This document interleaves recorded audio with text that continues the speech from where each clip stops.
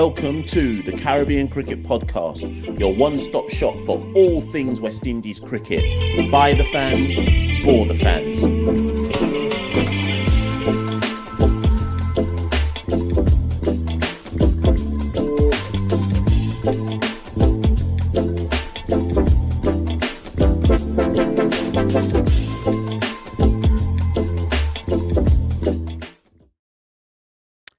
Yes. Welcome back to another edition of the Caribbean Cricket Podcast. I'm one half of the Caribbean Cricket Podcast, Machel and Santokie Hewitt, and with me as ever is my partner in crime, Santokie Nagilendran. Santokie, how you doing? Yeah, all good, Mash. And the Test cricket is coming fast and furious. You know, just as the England series has finished, it felt like it just finished yesterday, but we're back on the road again, Mash. Especially for you, literally back on the road. Long trip to Trinidad ahead for you for the first Test, West Indies against South Africa. But before you've gone, we're here to do some content. West Indies have named their squad to take part in the series, so both Tests against South Africa. And as always, Mash, CCP is here to dissect and analyse the chops and changes that have happened in the squad. Most definitely. So if we just read the press release, this is the full Test squad for the series as announced. When was it announced? A couple of days ago. Craig Brathwaite, captain. Josh De Silva, vice-captain. Alec Athanaze, Keacy Carty. Bryan Charles, Justin Graves, Jason Holder, Kavem Hodge, Tevin Imlach, Shamar Joseph, Mikhail Louis, Gudakesh Moti, Kumar Roach, Jaden Seals, Jamel Warrican. And then they said the following in the statement. Cricket West Indies Director of Cricket Miles Bascombe expressed confidence in the squad's ability to deliver strong performances. We are confident about the team selected for this important series against South Africa. The selection process for this squad was led by our head coach, Andre Coley, pending the implementation of our new selection process, which will be rolled out in the coming days and articulated publicly shortly. This squad reflects a thorough evaluation of players' recent performances and suitability for the conditions we anticipate. We are confident that this team is well balanced and capable of competing at the highest level. Head coach Andre Coley stated, "The squad we have chosen for this series is a balanced mix of experience and youth, strategically selected to maximise our performances in the conditions of Trinidad and Guyana. We have decided to rest our vice-captain Alzarri Joseph for this series. Alzarri has had a considerable workload recently, and this break will allow him to recuperate and return to peak performance. Kevin Sinclair is presently recovering from an injury." Quite a lot to take in there, Santokie. I mean, and the reason why I say quite a lot, beyond the fact there's obviously quite a lot to take in, is the fact that normally, if you have a series back-to-back, so we've had about a 10-day break from the end of the England series to effectively the start of the Trinidad one, maybe 14 days. But that's a lot of information to pack in between two series. A whole heap of new players are in. Some are out, some are rested, new vice-captain, selection processes previous performances reference, etc. So a lot to unpick, and where I want to start, Santokie, is I think it's important that everybody understand the following, because there's going to be people that get in the comments below and they're going to say, but Shamar Springer hit 130 odd in the warm-up game versus South Africa. Solazano hit 111, I think it was, in the warm-up game versus South Africa. Bishop, I think, hit a 50. So there's going to be people who say, what about the performances in the warm-up game? But I think we should clarify, Santokie, based on that press release, this squad was picked before the warm-up game even happened.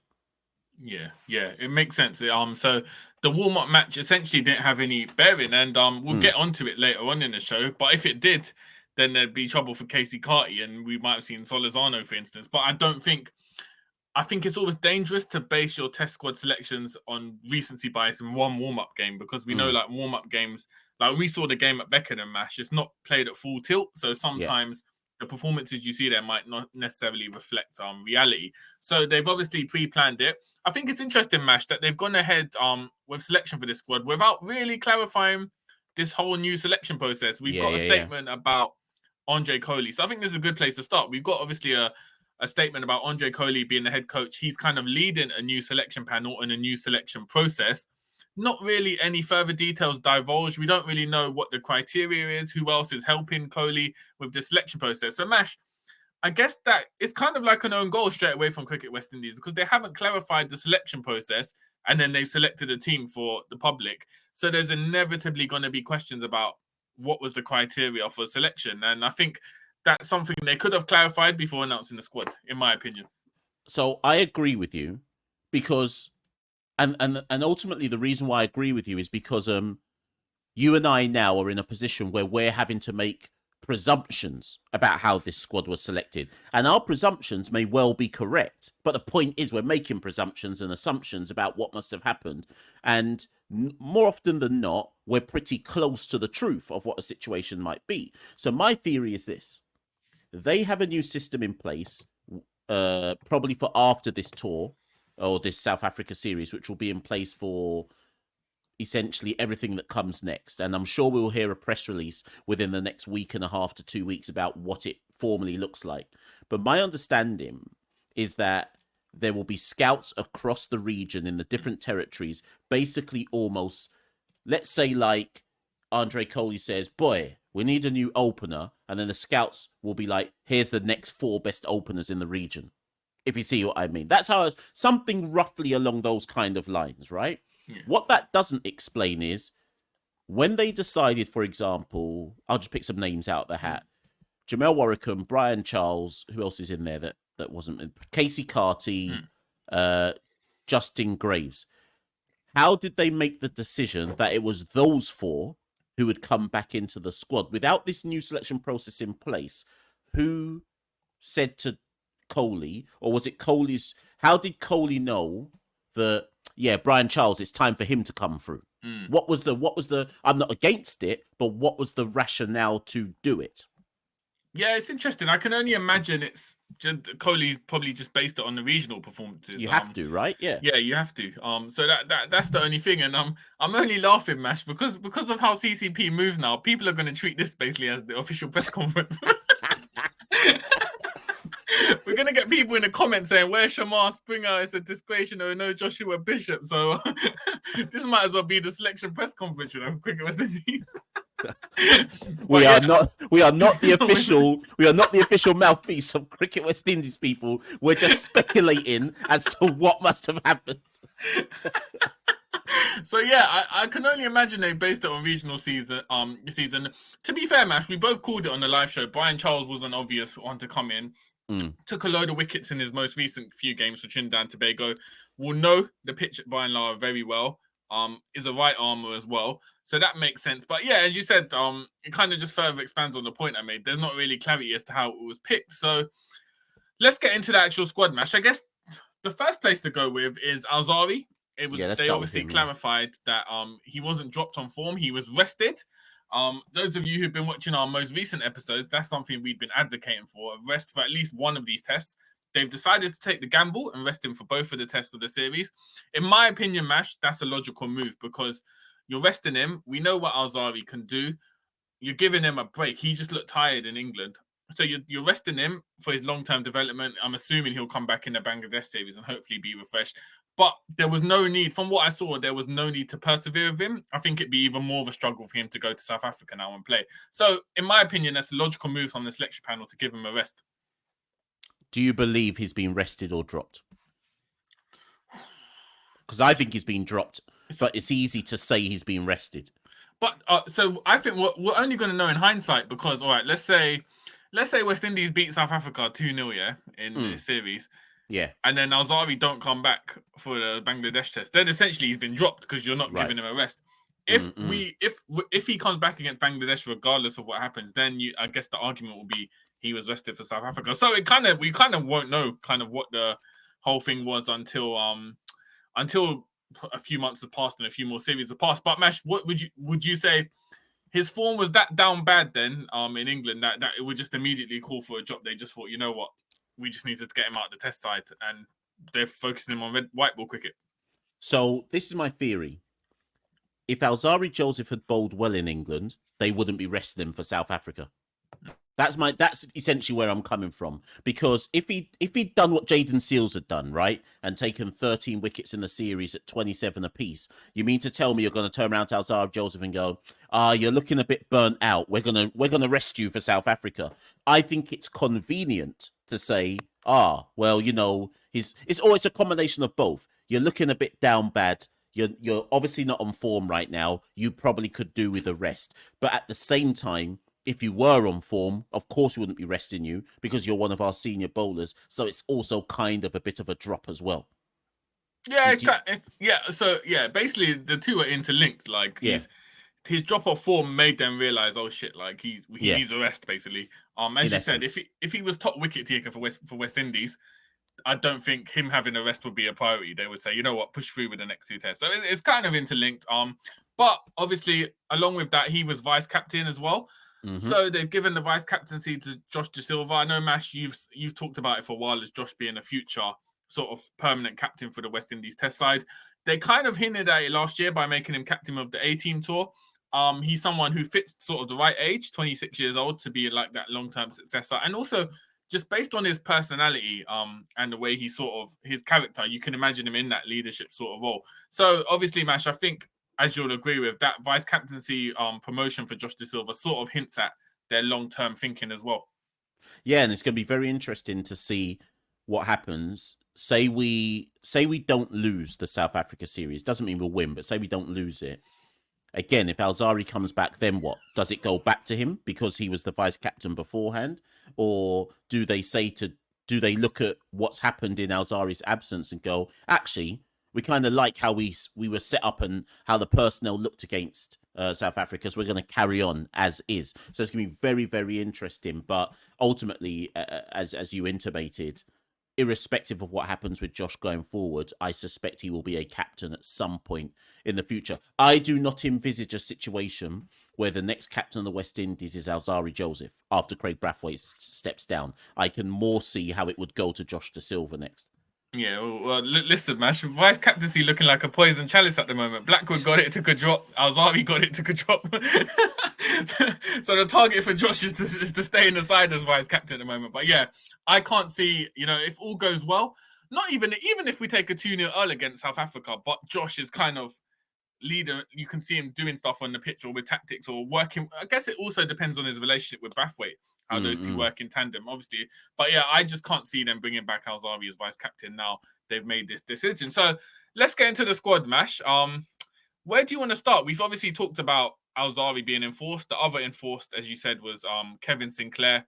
Got injured at that Trent Bridge test, so he's not going to be in the squad. I think obviously the other headline is Kirk McKenzie, Mash. So that was obviously a big talking point.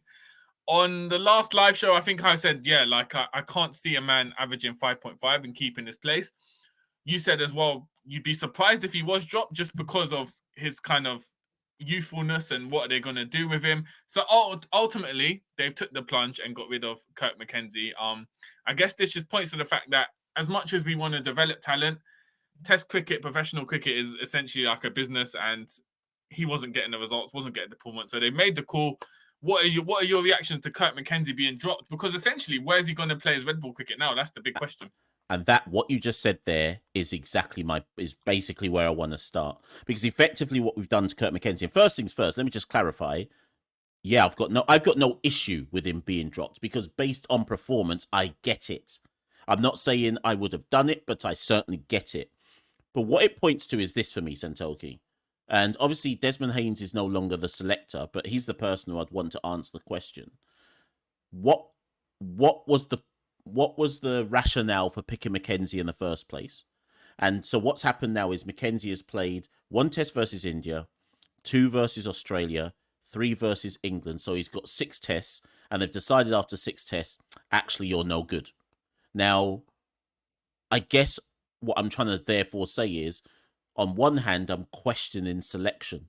Who thought it was a good idea to throw a 23-year-old into a firing line of India, Australia, England, and then turn round 6 tests later and go, actually, he's not really up to it. So there's flaws around that process. However, his drop, like I say, I get it. And certainly in some quarters, some people would say it's 100% warranted. But what I'm disappointed about is this. If you're going to put out a press release saying this is a test squad and you're going to make reference to Alzari Joseph as being rested and Kevin Sinclair is nursing an injury, because Kirk is young, wouldn't it have been the right thing to say, on this occasion, we've decided to replace Kirk McKenzie. However, the the selection panel or Andre Coley still sees him as part of the future plans, but it's important for. Do you see what I mean? Like, he's a youth man. Like, say something.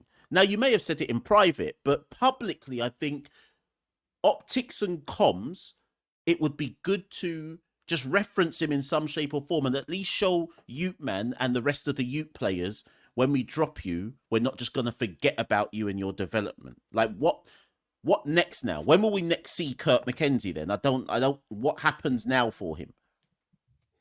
Yeah, I was disappointed they didn't mention anything. Like you said, they might have said something to him privately, but just to boost the man's confidence, just give something in a statement to say, look, this is what we're doing, McKenzie.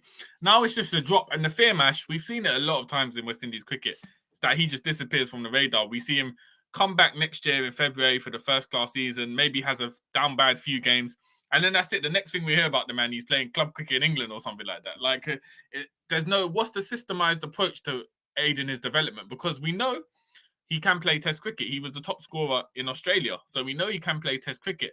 So are we essentially discarding man, or do we have a development plan in process? Are they gonna put him into the academy and make him have him play academy games? If there are any A-team tours, I'd imagine he'd be first pick for the A-team tours, but we don't know if anything's happening on that. Nothing's been announced. So I would just like to know, what are the plans for Kurt McKenzie, rather than, all right, we went with the youth man policy. This guy, like you said, Mash, 6 headline tests, basically. Big test, against England, Australia, India. Headline, main event, WrestleMania out here. And then you're telling me that's it, he's just gone. Don't even see it, don't even get an explanation. Kurt McKenzie's name wasn't even mentioned once on a press release, just forgotten out here. If I was Alec Athanaze, I'd be very worried, because if Alec doesn't fire against South Africa, when we get to Bangladesh, he'll just disappear, cuts. That'll be it. No reference to where he's gone. Just, we replaced him with this next man. He's out.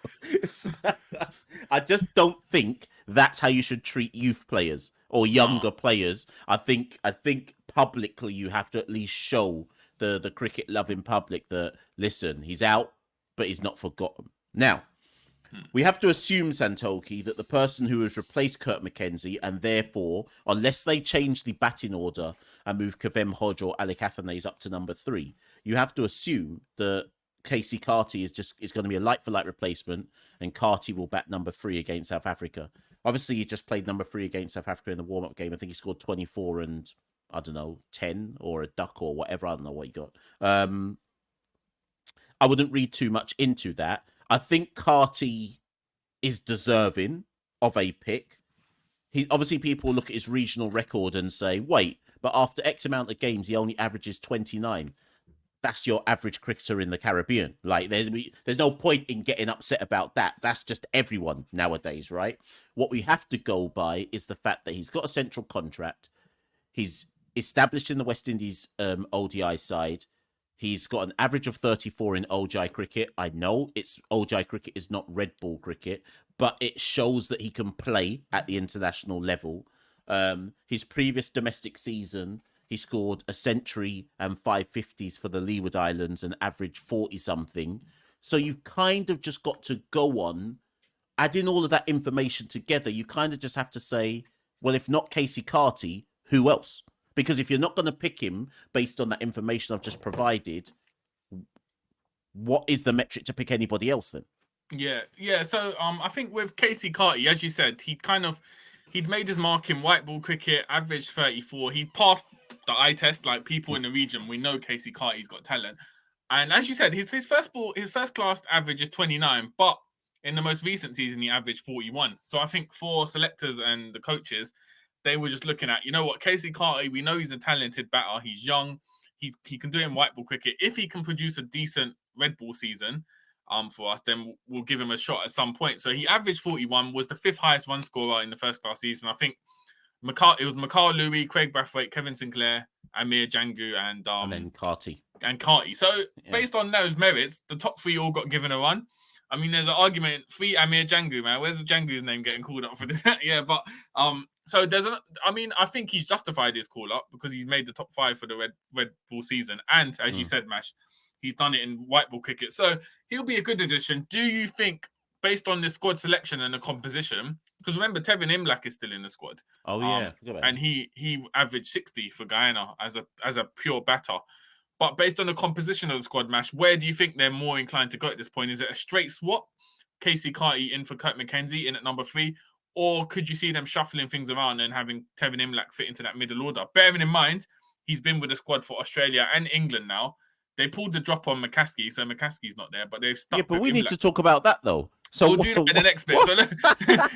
So we're talking about missing guys out here. So McCaskey's next on the list. But let's talk about that. So do you think we're reading too much into thinking they've kept stuck by Tevin Imlach because there's a reason for it, or do you just think they're going to go with a straight swap Carty in from McKenzie?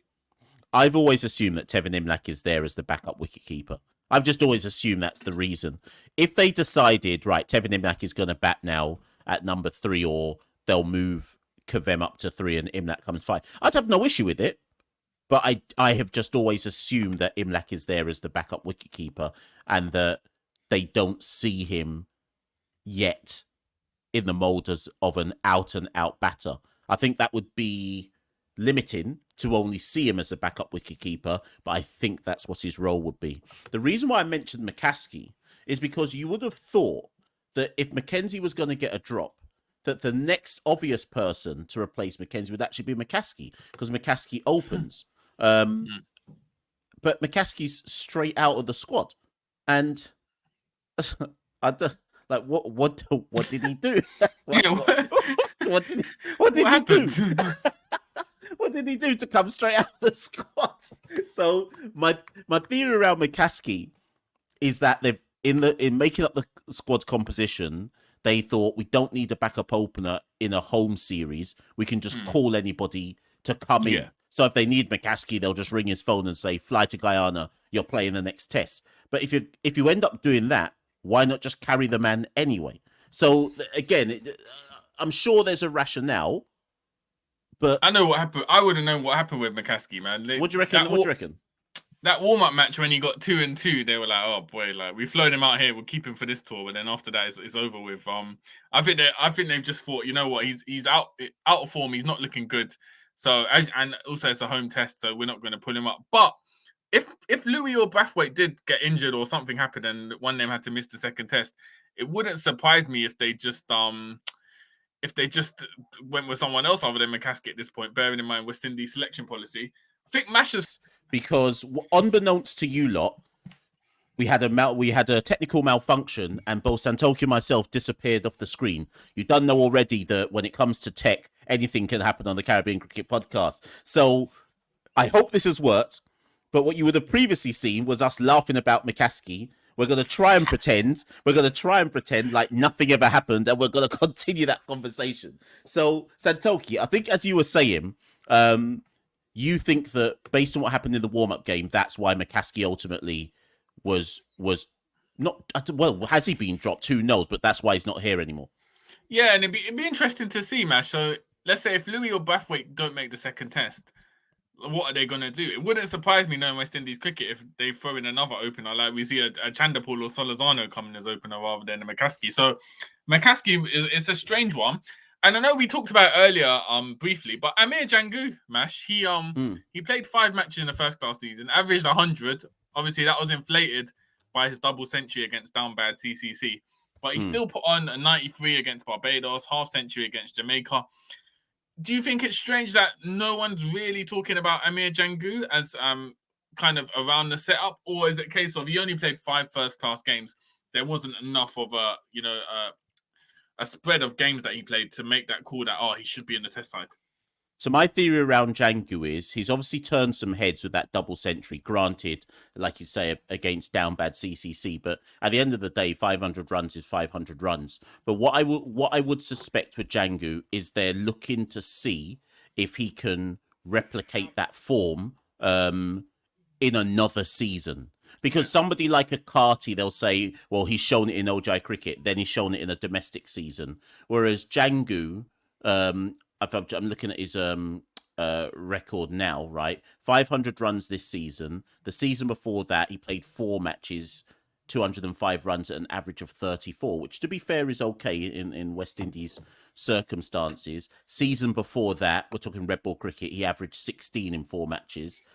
Season before that, he averaged 31 in 7 matches. So I think they'll just be looking for one more season of consistency, of consistently good performances, and then he's in the conversation. But I just think it's come a bit too early for him to be in that conversation right now.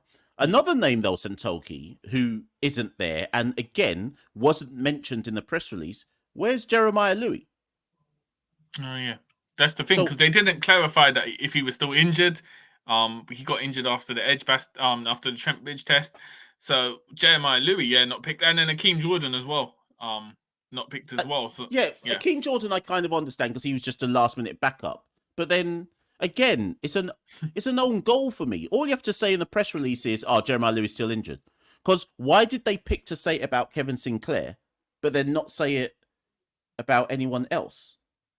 Like, I don't know. I find that one a weird one. Surely Jeremiah Louis is a drop at this point then, because they haven't clarified he's still injured, and they've obviously gone with the extra spinners in the squad, Jamal Woker and Bryan Charles.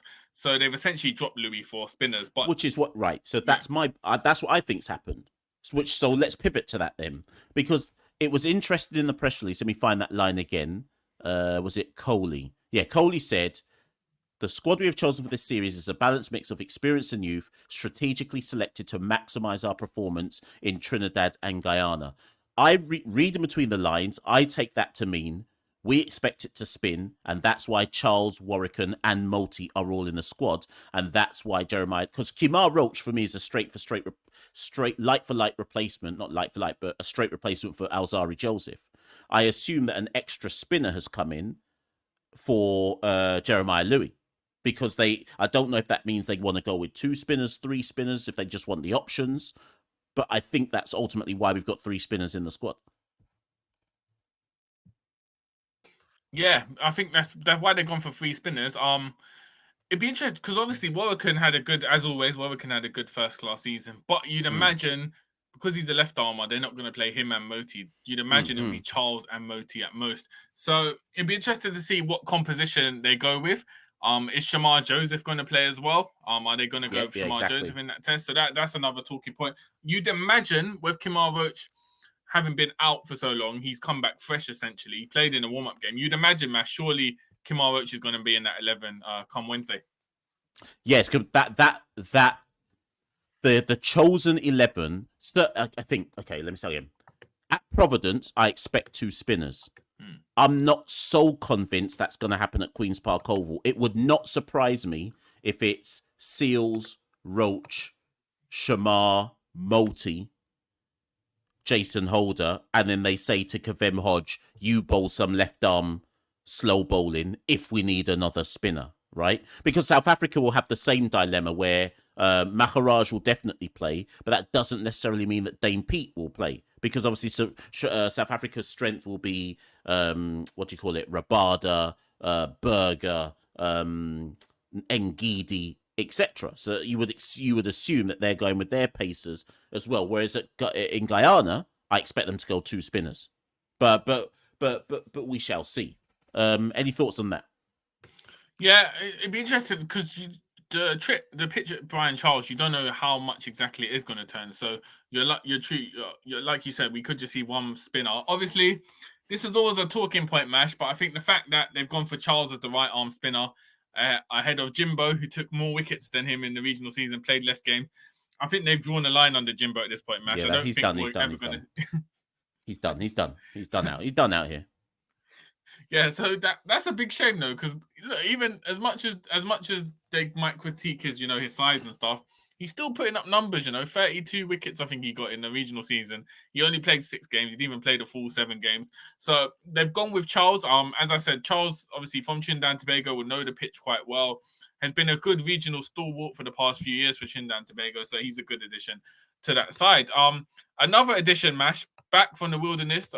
Justin Graves into the side as well. Yeah, so why is he there? No, but when I tried to, everybody in the team, I could come up with some kind of rationalization. When it got to Justin Graves, I couldn't actually work out why he's there. Now, obviously, somebody in the comments will go, well, Mash, obviously he's there as a backup for Jason Holder. Cool. Or maybe he's there as a backup for the middle order. But if it's the middle order, Tevin Imlach could do that. If it's Jason Holder, what, does Holder have an injury? Is that why Justin Graves is there? Because they suspect that Holder's got an injury? Because that's the only rationale that I can find, that maybe they're worried that Holder might not be able to get through the back-to-back tests, and therefore they need Justin Graves to be there. Because otherwise, actually, now I've said that to you, Santokie, I'm starting to wonder if that is the reason. That they're just there. No, because otherwise it doesn't make any sense. Yeah. Because give me another rationale that could explain why Justin Graves is there. My logic was, are they going to pull a risky move and put Graves in the first testing ahead of Holder because of in order to manage his workload and stuff like that? There could also be an injury, we don't know, or it could just be Justin Graves has come in as a backup, just as a backup in the squad for Holder, and they don't plan on playing him. But it is strange for him to come back in the side. He was named captain for the warm-up game as well, so they obviously see something in him as well. It's tricky because obviously he's also technically got still some of that Australia premium as well. So he's still someone who I can imagine them throwing into this test series because he played in that Australia test series. I think it's unlikely, but you never know West Indies cricket. It wouldn't completely surprise me if we see Graves open in that first test and Holder plays the second test maybe to manage the workload. Initially, I thought they were doing it because they felt bad for not taking him to England, because he was the only person who didn't get the Australia premium pick.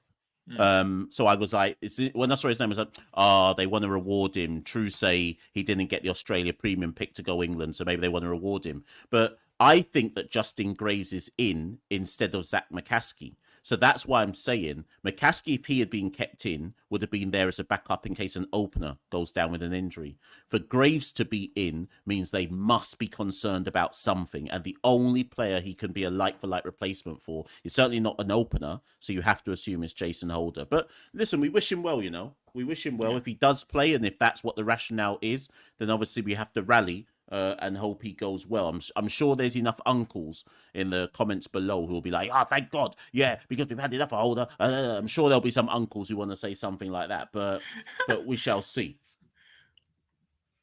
In terms of the and just trying to bring this one to a wrap in case my laptop shuts down again.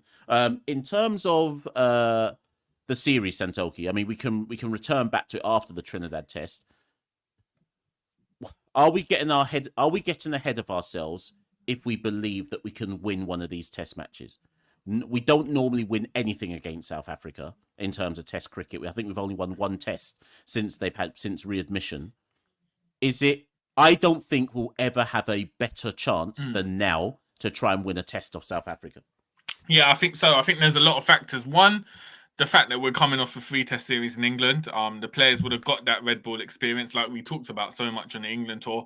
2, South Africa, if you look at their main players, Markram, Bavuma, they haven't played test cricket since, I think, New Year's Day against India, because they all pulled out of New Zealand. They didn't go to New Zealand. So obviously it's a good opportunity. However, when you're looking at South Africa, I mean, you can see it in the warm-up game. They've still got Rabada and Gidi, who don't necessarily need to have that test experience. They can still pull out with the goods on the day. You've got David Bedingham in the middle order, who's done really well in the New Zealand tour, played county cricket. So you've got a lot of batters who, can dig in, and they've got the bowlers to take wickets. You mentioned him earlier, Keshav Maharaj. We saw him. He got a hat-trick the last time they came. Was it at St. Lucia, I think? Yeah, so we know what they can do. Most of these players have played in the Caribbean before. As well, a lot of them, like Markram, would have been in the World Cup as well, T20 World Cup. So they would kind of have familiarity with the pitches as well. So I think it's a good opportunity for West Indies to try and get a win based on all the circumstances. But I still heavily have South Africa as favourites to win both Test match. Yeah, I think that's realistic. I think that's logical to have South Africa as the strong favourites. That they are better than us. But West Indies should be going into that series with some kind of confidence that in our own conditions, and in this time we've not taken South Africa to the one track in the region that favours fast bowling. So we have to have some kind of hope that maybe, just maybe, there's a bit of a level playing field in this particular test. Also, series. I think the reason we have to have some kind of hope is, Mash, because I really want you to avoid the honor of being the only man in the world, the only fan in the world to witness the awful L's in the England tour and in Trinidad. I don't think anyone else would have gone to all 3 tests in England and to this first test in Trinidad. So I'm hoping for your own mental well-being that you at least need 1 W in Trinidad. Listen, if I come back from Trinidad with a W, I want an open top bus to meet me at Gatwick, and I'm gonna parade the W all the way back to South London. I'm going out there for that W, man. But listen, everyone who's joined in with us as ever, obviously technical difficulties notwithstanding, like, share, subscribe, become a patron, people. We don't push that enough. Head to www.patreon.com/CaribCricket. And actually, the reason why I want people to become a patron, we're filming some special content out in Trinidad. It's going to be expensive to get it done, so any little bit helps. Otherwise, it's coming out of my own pocket. Become a patron, people. Support the movement. Santokie and I will still be recording, provided Santokie's not traveling around the world. I'm surprised Santokie's here right now. We switched roles. Mash is the jet setter. So Mash, you're obviously flying off pretty soon. We'll try to do a first 11 prediction, quick video in the coming days, and then from then on, most of the content you'll see on the channel will be live and direct on Trinidad and Tobago. Mash, I don't know, what are you doing? Are you limited to the cricket field, or are we going to get daily vlogs you walking around Port of Spain? What's going on? No, people are going to see me eating doubles. I'm going to go to Maracas. I think it's Maracas Bay. I'm going to talk to 1-2 gal. Yes. No. I said it's after hours, CCP after hours, you know. So yeah. No, people will see some extra content. Look out for it, people. You know how CCP do, and stay locked in over the next week. Test match will be done by the weekend, so stay locked in over the next week. And like, share, subscribe, people. You know how we do. That's been it from me and Santokie, and we will be back soon. We rule the cricket world. Now the rule seems coming. Welcome to the Caribbean Cricket Podcast, your one-stop shop for all things West Indies cricket. By the fans, for the fans.